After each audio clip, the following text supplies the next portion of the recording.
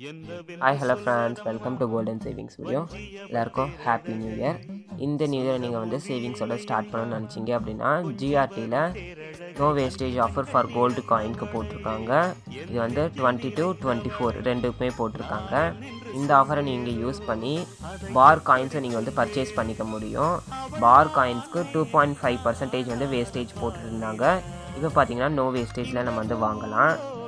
Only GST மட்டும்தான் போடுறாங்க. Metal value, GST இது ரெண்டு தான். ஆன்லைன் ஆஃப்லைன் இந்த ரெண்டுத்துக்குமே இந்த ஆஃபர் வந்து அப்ளிகபிள் ஆகும்.